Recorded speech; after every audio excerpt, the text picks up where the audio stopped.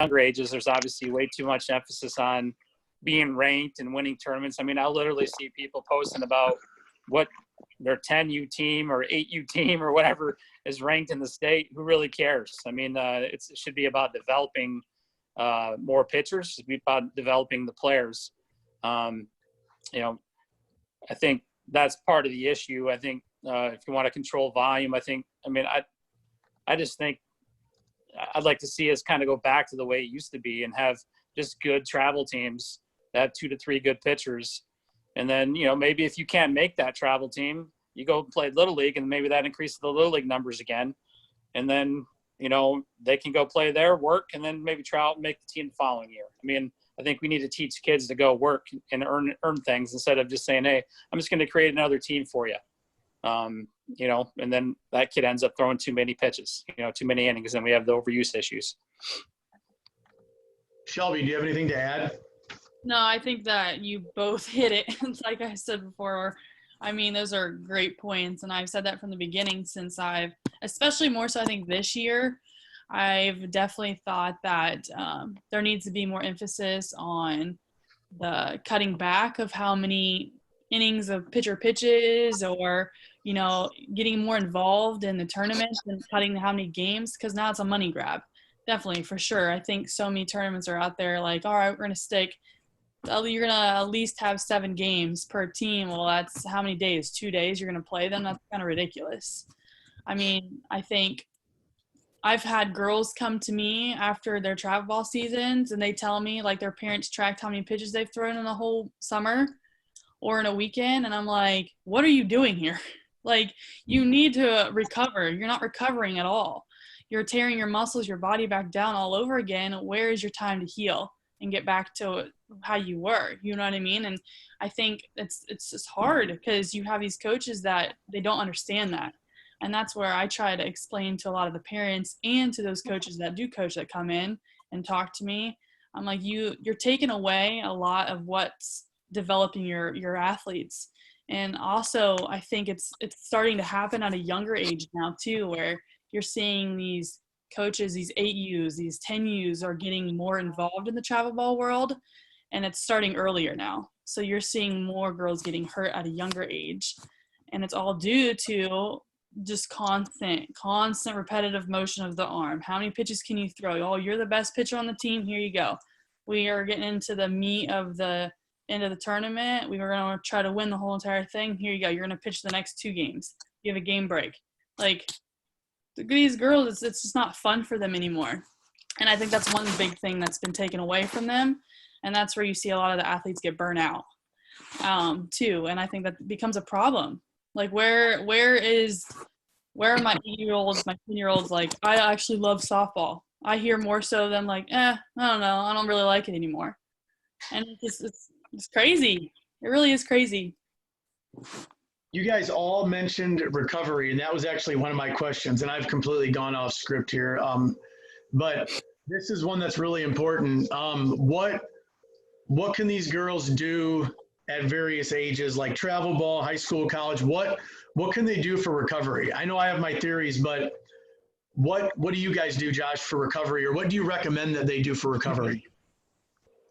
We have and I'll be honest, I'm sorry, I'll have to dip after this answer because I just got to put to sleep a 3.5-year-old. So, anyway, so recovery days. There's two types. You know, for me, there's 2 types of recovery days. There's your recovery days where you still go through your corrective work, your band work, your you know, some of the other stuff. Those are the days we typically do our PFPs on, you know, and just get the body moving. So you kind of like, you know, you're creating a stimulus, and then we do our cool down work, and then we're done. Those are our typical recovery days. And then we have no throw recovery days where we don't throw overhand. I like to give kids the whole day off when we do that. That was a big shock to the Mississippi State system when I said, yeah, we're going to just take Thursday off. And they were like, you what? And I said, well, yeah, like they don't need to be here on Thursday. What do you know?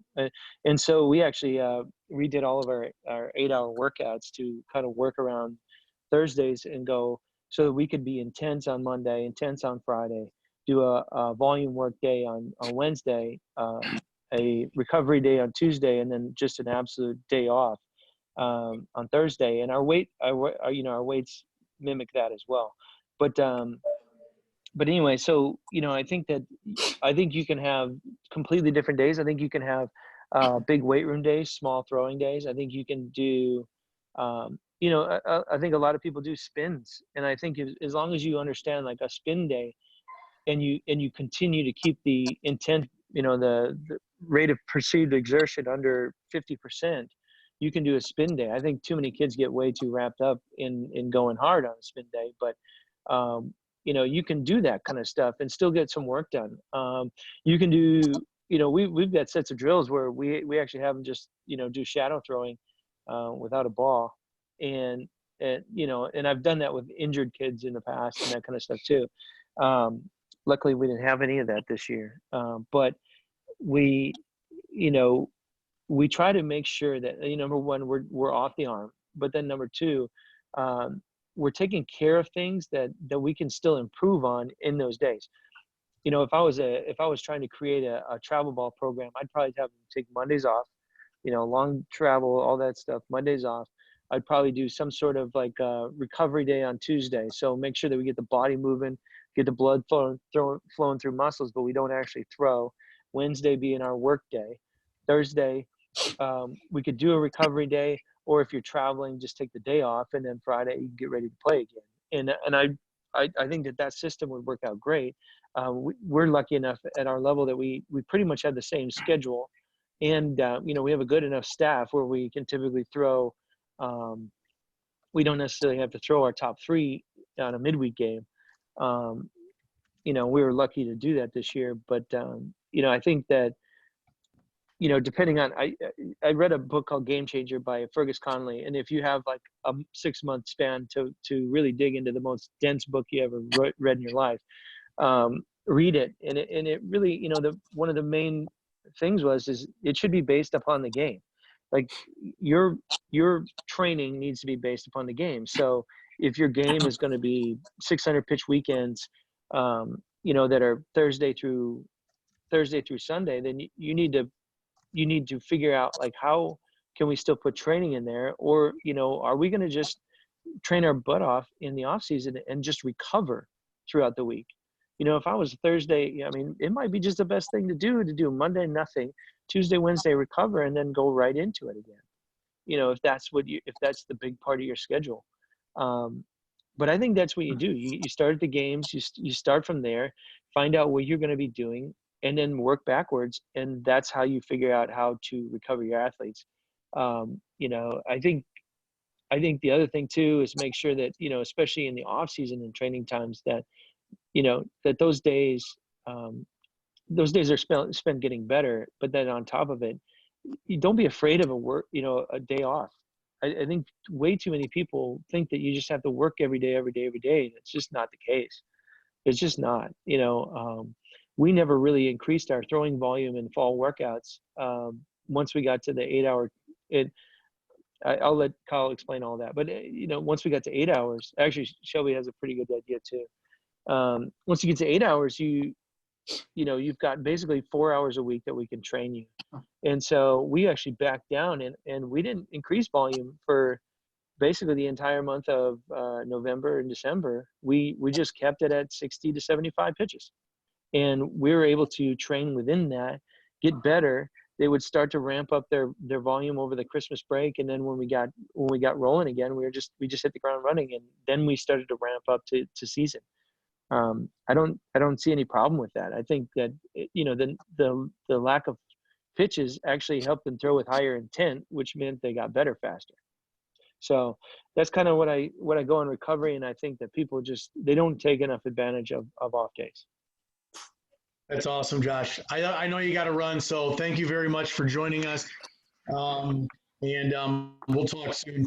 I'm gonna let Darrick go, but I'm gonna jump on my soapbox just for 1 minute and say one thing. I think the biggest thing with recovery, and I have a whole methodology on recovery, but I think the biggest thing is we have to be conditioned enough to be able to recover from our performance. So what Josh was talking about, ramping up, like that off-season, preseason, all of that work needs to be meticulous enough and designed well enough that we're producing the adaptations in the body so we're strong enough and we have the, our bodies are adapted, muscle, tendons, bones, everything, so that we don't dig so much of a hole in the season or on a weekend tournament that we can recover. And I have rules with my kids. If you're going to do this, if you're going to play travel ball, if you're going to play this sport, you have to do this. Like, you have to train during this time. And that's my rule for my family, because I believe that strongly in it. Darrick? I just think it's, obviously I'm an advocate for taking days off and recovering. I think, obviously we want our athletes to train at a high level. So if we're not allowing them to recover, then obviously we're making it difficult for them to go after, especially our pitchers. Our pitchers aren't going to, how are they ever going to throw harder or get, I tell our pitchers, it's all about the next pitch. And we want an all out effort every pitch. So if we're hurting all the time, we don't allow our bodies to recover, and it's difficult to train that way. So then you ask them to go in a game and go after it every pitch, they haven't really trained that way. So, I think obviously recover's a big deal. I think it's important also that the athletes just listen to their body, and they're honest with the coaches and talk to them. I think one of the biggest things that I think us coaches do wrong is we have a plan for all of our pitchers, the same plan for every pitcher. And, but what we need to understand is every pitcher is different. I'll kind of use my pitching staff as an example. I had a senior pitcher that had arm issues her whole life. So we're talking chronic things. So obviously she's not a kid that's going to throw as much as the other pitchers. And I think we need to, if an athlete has issues with their body and they're honest with the coach, then that allows us to kind of make that weekly plan for each individual pitcher. I just think we got to be careful always doing the same thing with every pitcher and kind of showing up. Like, so if I'm a high level pitching coach, the last thing I want to do is say, everybody's doing this.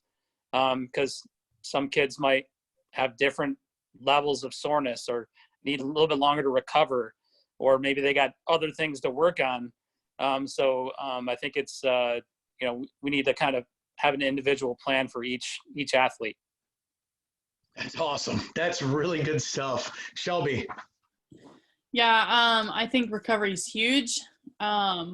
I think one of my big questions too is I hear a lot of time, especially because we were talking more of the elite level and stuff from Josh, we heard that side, but what about for the younger athletes? Because you're coming from the spring season, the school ball, then you go straight into travel ball. And I know there's a lot of up in the air about when to take break, how long you're supposed to take before fall starts. You know what I mean?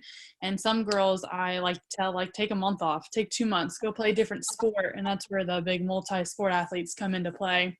But I think that's a big conversation that still people aren't aware of and don't really understand. But if I could give any insight, I took a whole entire year off from playing, from college ball to professional, and it was insane. I had to literally get ready for pro season and 2 weekends before I went full blown into it again. And I thought, I actually look back now and I'm like, whoa, the more time I had off to let my body recover, I actually performed better.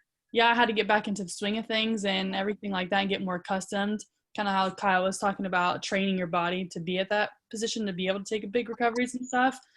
But I noticed my performance level increased because of how long I took off and let my body heal and adjust and stuff too. So I think, like Josh said earlier, don't be afraid to take time off. I think a lot, and that has to do with a lot of the parents too. They beat into the kid's head, like, if you're not working every day, you're not doing something right. And yeah, you can work every day, but do small things. Like, I'll have girls just work with a spinner or something, not even putting their arm into full motion at all, and stuff like that. So I think that's huge. That's awesome. I know we've been going over an hour. I literally could do this all night with people, just talk softball, baseball. I could. I realize everybody can. And I know we all have things to do, but there's one thing that I do want to touch on. because I know we have a lot of the youth players are represented here, and I know we lost Josh. But everybody wants to know, like, I mean, and I do too, because I'm still trying to learn, but what advice can you give to a youth coach or a dad or a mom as far as mechanics go? Like, where do I know this is a whole powder keg and we're opening up like Pandora's box, but what is there resources with like checklists we should look for? Like, what are your thoughts on what should we be doing as far as, all right, I'm coaching 10-year-old girls. Here's a ball. This girl goes to the mound. She throws. Like, where do I start with teaching them how to throw or pitch the right way? Darrick? So we talking 10U? 10U, 12U. I mean, anything, because not everybody does have a pitching coach. Not everybody does have, when I started coaching softball, it was because my daughter told me she didn't want to play when she was 8 years old, and it was heartbreaking. And then she told me she did, and they needed an extra coach, and I jumped in, and I really didn't do anything because I wasn't the head coach, and I didn't want to come across as an authority. I wanted that to be organically in. And then by the time I was coaching the team, I didn't really know where to start myself, And so whether it's 10 or 12, I mean, where do we start with those young kids? Yeah, I think as far as pitching, it's important to just keep it simple, especially when they're starting out. Obviously, the good lower half mechanics is the big thing for me. It's something that I've always been pretty obsessive about. And then obviously good alignment up top. I mean, having ball to right eye alignment if I'm a right-handed pitcher, glove left eye. Obviously the beginning of your circle typically allows you to have a good ending of your circle. So that good alignment up top is important. And then, when you're talking about pre-motion, I think it's important to have a good progressive, slow to fast pre-motion. I think a lot of kids, especially young kids, go out, and I love watching young kids play. I love it. And especially the 10U kids, I call them the littles. And I go out there, and a lot of them have these like real fast to fast pre-motions, and they're just trying to hurry up, and throw the ball. And I think one of the worst things you can do is that, really. I think it's important that they learn to be slow to fast and really save their energy for the push. And I'm somebody who I prefer, that my kids throw from the glove, but I know that's a style. So some of my kids do throw, they swing back. So, I think it's important that, if I'm a coach, first of all, I'm going to try to find out what are the absolutes, what are the things that every pitcher has, all the top pitchers have. And I'm going to try to focus more on those when I'm teaching kids, like your pre-motion and whether you take the ball out of the glove and swing it back, or you throw from the glove, those are all style things. How you drag, those are style things. I think I'd focus a lot more on the absolutes, things that have to be there. Where are there any good resources that we can go look at for the absolutes, or do you just recommend watching video of the greats? Actually, I'm working on something right now. So I'm I live in Michigan, so we had a guy named Doug Gillis, who a long time ago, I swear, I think I was about 20 years old. I listened to Doug. He was a high-level elite pitcher. He might still have some stuff out there online, but I heard him speak, and he was like one of the first people that I've ever seen that used video. And he took that video, and they basically looked at the top 100 pitchers in the world. They said, okay, what do they all have? And that kind of created the ideology of absolutes and styles. And then I've kind of tweaked it a little bit my way a little bit. And I kind of have, like the Darrick Brown absolutes, things that I want to see more of my pitchers. And that's something I'm working on putting out. And actually some of my, I just started kind of putting some of my PowerPoint stuff out, and I'm going to be putting some of these styles and absolute stuff out. So if anybody wants to follow me, I'll have some of that stuff on soon. Follow him. It's good stuff. Shelby, do you have anything? So I'm big on video analysis. I love, I'll take film. So any new athlete I get, or even the people that I've had for a while, I always take film from the back, the side and the front. So the first time I meet a girl, that's what we'll do. I'll look at what they have going on with them. I'll ask them if they've ever had any injuries. I'll just kind of get a base of their overall performance at that time. And then we'll kind of sit down and we'll talk. And it's a lot of talking. I'll tell them what I see, what I think they can get better at. And then we just kind of go from there. Every girl's different. And so I think where, like I said before, I'm big on letting the girls understand what they're doing. Because sometimes if you tell someone something, they're just like, okay, yeah, I get it. And they're like, okay, explain it back to me. And they're like, I have no idea what you're talking about. So I laugh a little because they want to understand, but if they don't really get it fully and feel it, they'll never get it. They just won't. And so that's why I love breaking it down little by little. But obviously age is the big factor too. Like you don't want to, like I said, overwhelm them. And I had to learn that as well. But yeah, I just think be big on video. That's one thing I learned too. The more video I watched, the more I learned. The more I sat down and just watched myself pitch, I learned that in college. I sat down with Rainey Mijeko a lot on Saturday mornings, and this is when I was restructuring my whole entire pitching motion. I used to have an arm swing back, my glove flew out, I collapsed my foot, I tried to get out as far as I possibly could, and I just knew nothing was benefiting me. I saw my performance level start going down. Injury was going up, so I was like, you know what, I'm starting from scratch.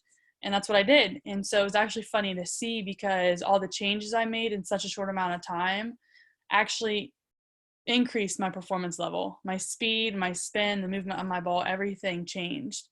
And so I would have never done that had I known any different. The video was huge for me, and that's why I implement it a lot with my athletes, just so they can see and understand better as well. But also, I think there are some people you can look at that I like to watch and stuff online too. It's Texas softball. His daughter, Nairi White, she does the brick wall softball stuff. She's a great resource I love looking at and watching too.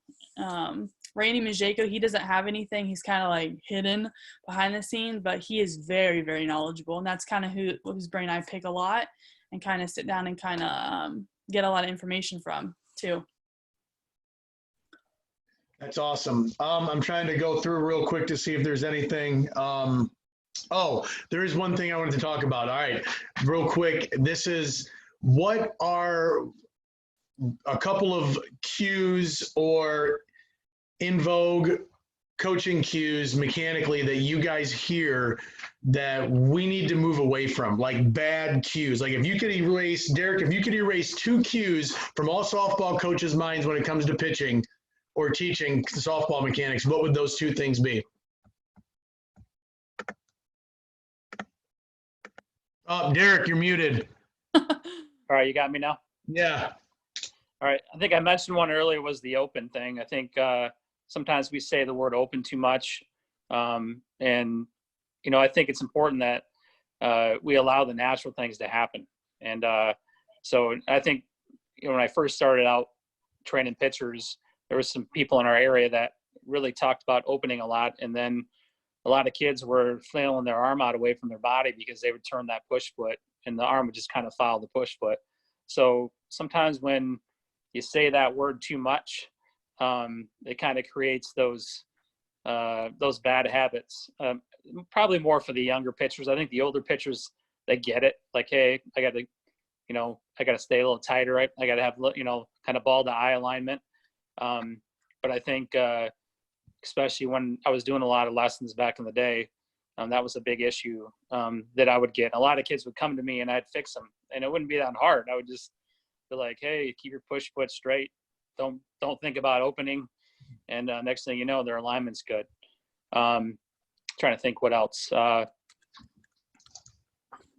Cues. What you got, Shelby? One cue I just can't handle, just from experience too, is get out as far as you possibly can. I don't know how you feel about it, but the more I started talking to a lot of people that knew way more than I did, I started to understand that the farther the stride, the slower you are. and it's slower, makes your legs work, and then it relates up into your upper half too. And I hear that all the time. I see that posted everywhere. Get a big stride. And I'm like, no, please avoid. But trying to explain that to people too is difficult sometimes. I'm trying to think of another one in pitching style is like pull up with your elbow, because everyone talks about like the elbow points up and that's going to help you like position your ball or stay on line. It does nothing. It literally has nothing to do with the pitch. It just adds more force to your muscles when you're coming up like that, and it's not even needed because you release the ball down at your hip with your fingers, your spin and stuff. So what's the point of adding more pressure into your joints and stuff too? Yeah, actually, that was my second one. I was trying to find my notes because I think that's actually in my PowerPoint, and I have a picture of a coach actually taking the girl's hand and having it touch her shoulder. Yes. And so to me, that's not a natural movement. If whoever's still on the call, if you throw with your right arm and you touch your right shoulder right now, you feel how tight it is, and then you just go to the middle of your face and just feel it loosen up. We're obviously going to be better on angles. And I'm kind of an internal rotation guy too when it comes to just throwing hard and throwing the drop ball. But I think that forced place to go that's not natural is a big cue that I don't like as well. I'm glad you guys mentioned that. And the only thing I'm going to add is, because I'm more of a movements guy and I'm not a softball pitching coach guru, but I don't like teaching follow-throughs at all, because I think what we do is we coach athleticism out of kids.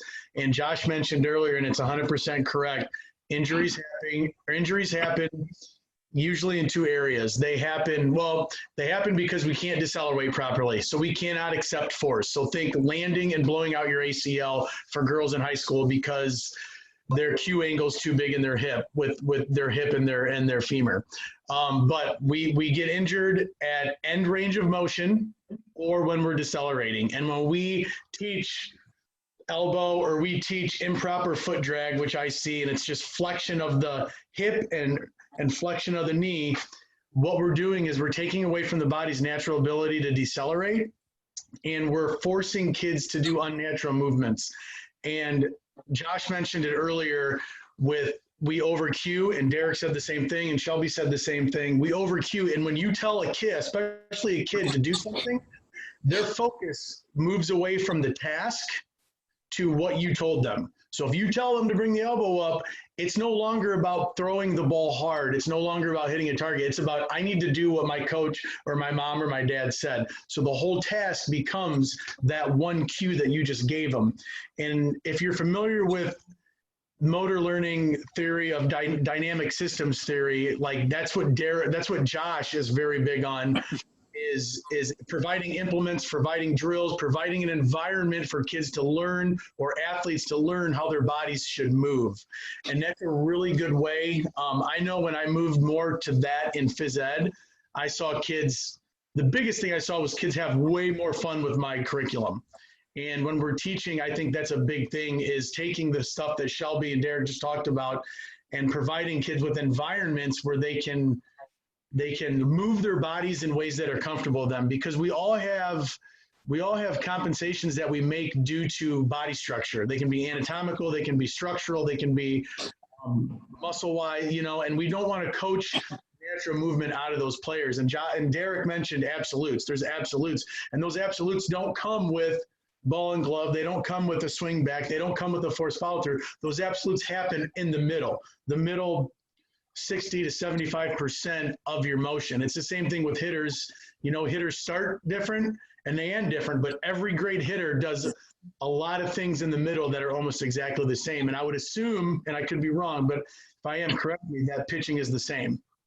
Oh, I agree 100%. That's awesome. I just want to thank you guys a lot. I really appreciate you guys coming on. I learned a ton. I think, oh, we got a question here. Can you guys answer what would be your suggestion for follow through? Because I know we have people that still teach hello elbow. There's people that are just into tincture style. Like what What should we be doing with kids in the follow through? I think the easy answer for me would be just let the arm do what it naturally wants to do. I mean, normally it's on an angle, you know, or your hand, you know, if you talk about younger pitchers, they're probably just throwing fastballs, but they're working on throwing hard. And what I like to see is that hand kind of turning over and just allowing the arm to slow down and decelerate.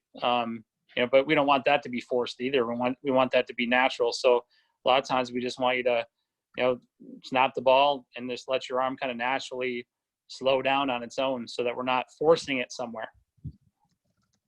No, yeah, I completely agree with that.